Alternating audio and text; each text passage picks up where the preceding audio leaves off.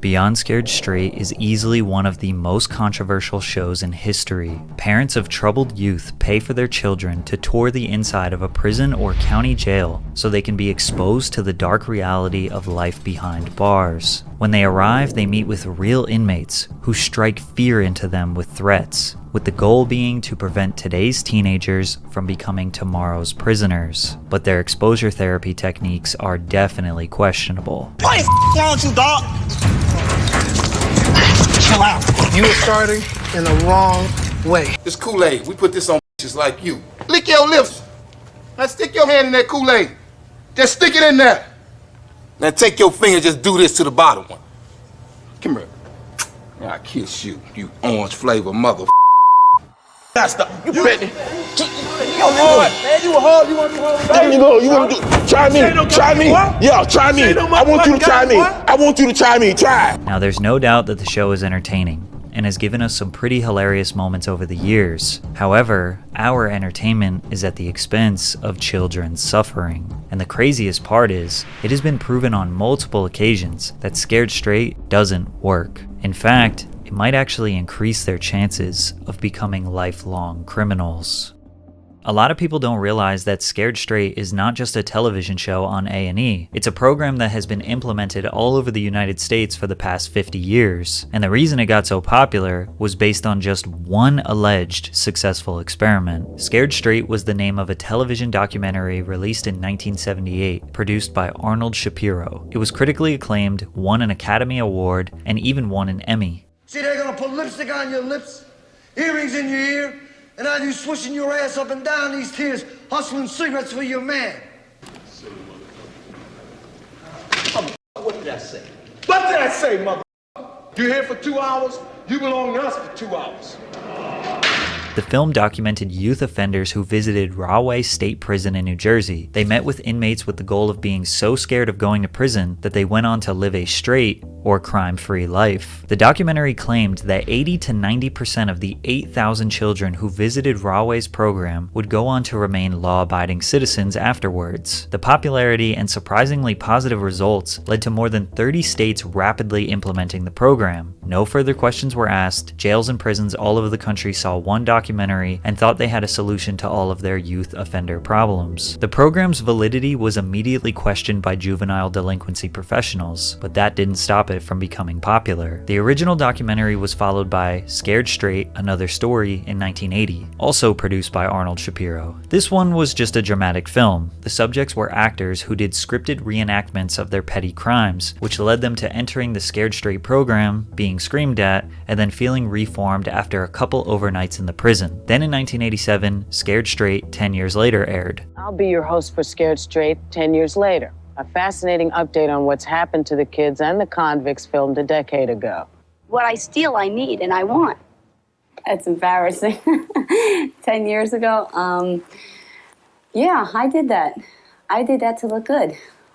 Now the difference is I want to look good, but I like to pay for what I take. We got to see the original 1978 crew, and they all explained how much the program changed their life for the better. The second half of the documentary introduced a new group of troubled teenagers. After their trip to Rahway State Prison, the documentary claimed that all 17 of the youth offenders were crime-free just 3 months after their visit. Then MTV connected with Shapiro for another sequel, Scared Straight 99. This documentary was potentially the most raw and shocking of them all. The prisoners were threatening these kids to levels we had never seen before. One inmate made a kid hold his pocket as he walked around the cell. As a matter of fact, hold on to this mother. Hold on to my mother. White dog, you get killed, mother. And you walk with me, mother. This was highly regarded as one of the best out of the series, and people still genuinely believe this was an effective form of therapy for youth offenders, which makes sense when you consider the societal standard during this time period. Mental health issues that are widely known today had not been vigorously studied. Mental health as a whole wasn't taken as seriously as it is now. Plus, it was a lot more common for parents to use tough love and physical punishment to discipline their children. These programs were seen as an extremely cheap and convenient solution to a very complex problem that is is juvenile delinquency. But where Scared Straight received renowned media attention was when they released their 20 years later special. They claimed that of the 17 original 1978 children, only one of them became a career criminal. The 95% success rate shocked news publications. Scared Straight was a miracle solution. They used 17 people's stories for 20 years to justify this entire program around the United States. But the popular A&E series you all know and love didn't come until 2011 and was produced by the same man,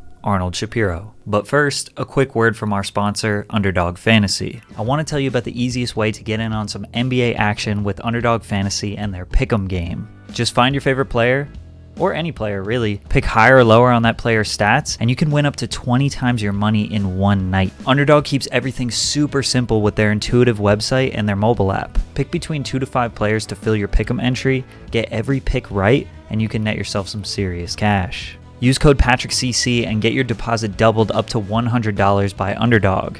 Underdog Fantasy is available in many states across the US. Check this map to see if you are in one of the eligible states. Again, download the Underdog Fantasy app, use code PatrickCC, and get those picks in.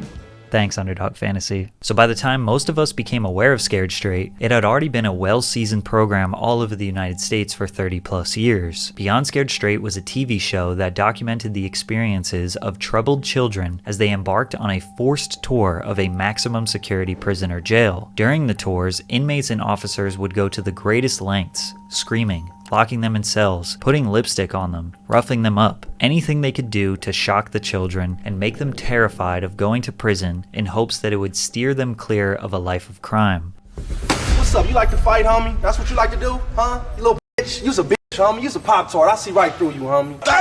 You better not stop. You better. Come on, man. You a hard. You want to hold There you go. You want to try me? Should you snark at me? He says he don't know. You can't speak up, can you? Are you Why snarking can't you at speak me? up? Fact, bitch, you hold this.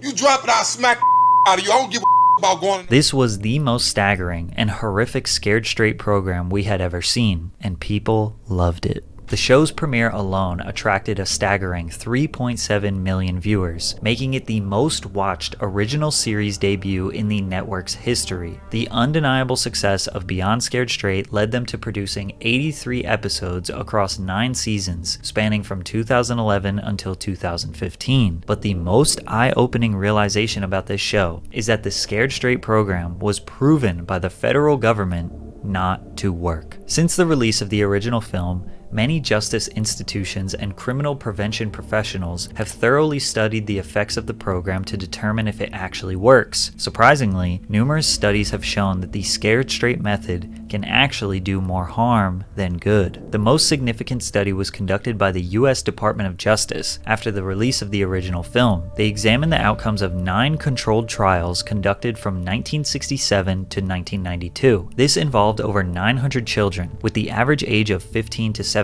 who participated in Scared Straight-like programs in 8 different states. Also, each study was conducted by a different research team. Every one of these studies also had a control group that did not attend a Scared Straight program. So they were comparing youth offenders who went to Scared Straight versus youth offenders who didn't attend one, and measured their likeliness to become a reoffender. The study found no evidence to support the effectiveness of Scared Straight in similar programs. In fact, all analysis showed that involvement in these programs increased measures of crime and delinquency. In nearly every one of the 9 studies, the group who went to Scared Straight had a higher rate of reoffense than the group who didn't go. After this comprehensive study was published, many others were conducted with different test subjects, different age groups, and different crimes. Many of the studies would produce very similar results. In 1997, University of Maryland researchers completed a report for Congress on the evidence for various crime prevention strategies. The researchers had no problem listing Scared Straight as one of the programs that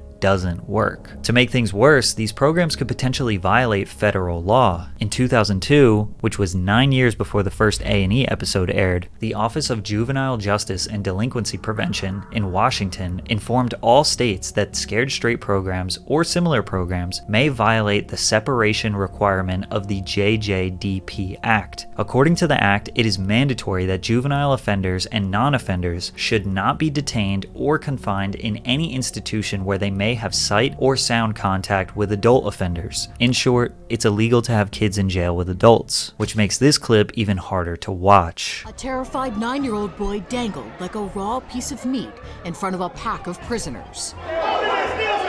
His crime, stealing pocket change from his mom and lying. I think we can all agree that traumatizing a child to this degree for stealing pocket change is insane. Then filming it, editing it, and putting it out into the world is next level. One time they even showed these children a body and described to them what their parents would experience if they go to jail and die while on the inside. These programs typically break these children down. They start crying, are mortified, and just want to go home. But the sad part is, their home life is probably rough as well. On the surface, the concept behind these Scared Straight programs makes sense. Troubled kids are so afraid of prison that they change their ways to avoid such a dark future. However, there are multiple examples that say otherwise. Toby Keith Johnson was first featured on the show on season 3, episode 13. He was quiet and didn't show any emotion. The guards tried to break him down and make him feel bad about his choices, but he didn't budge. At the end, when the parents reunite with the children, Toby's mother didn't show up. 8 months later, Toby was featured on the show again. This time, he was an inmate. He was incarcerated for allegations of assaulting his mom. He got out 2 years later on parole, but sadly, continued a life of crime. He was arrested multiple times on meth and gun charges, but the most recent one was the worst of them all.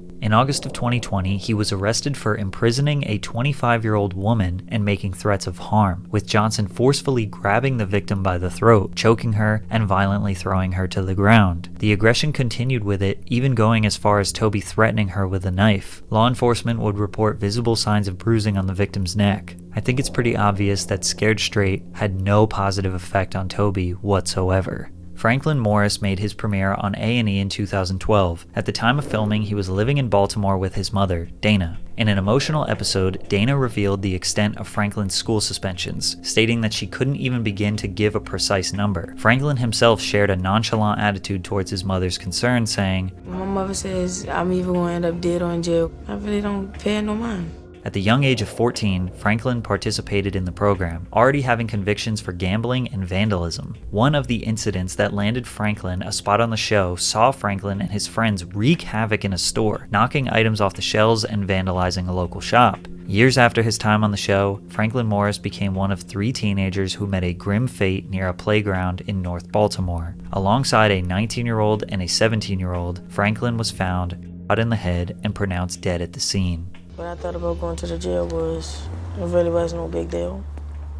The reset program, it didn't change me. It really don't feel no different. Since the majority of the show's participants were children at the time, it's hard to find the long-term results of their lives. However, based on what I found, it seems like a lot of them went on to live regular lives. If you search what happened to so-and-so from Beyond Scared Straight, most of what you find is clickbait leading you to an Instagram page of someone who we can't confirm was actually on the show. So if the program has been proven to be ineffective through various extensive studies across the past 30 years, why did they do a show about it? Well, that's because the guy who has built his entire career from this program, Arnold Shapiro, is fully convinced that this program is a good thing. Shapiro says that all the extensive studies are totally irrelevant because they were done from 1967 to 1999. He also said that only the academic community believes proper counseling for youth offenders works. If society had the money or resources to do that, that would be great if every kid could have years of counseling, but it's not realistic. It would be interesting if A&E used the millions of profits from the show to get these youth offenders counseling, since society doesn't have the money, right? Shapiro shrugs off the criticism of Scared Straight. There's every variation. It works for some, it doesn't work for some, but you can say that about any program that exists. Shapiro thinks that as long as it works for some, then it justifies the program.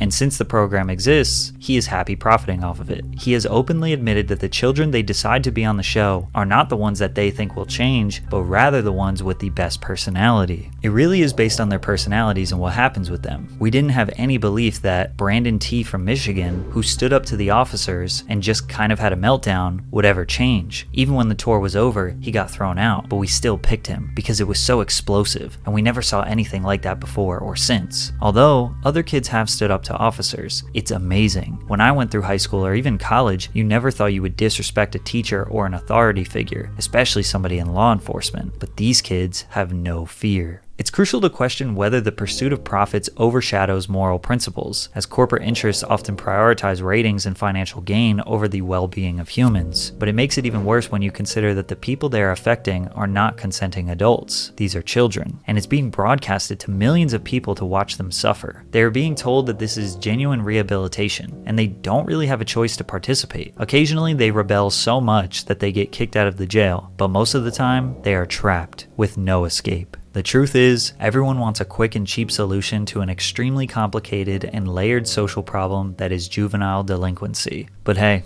as long as it works sometimes, it's all good, right?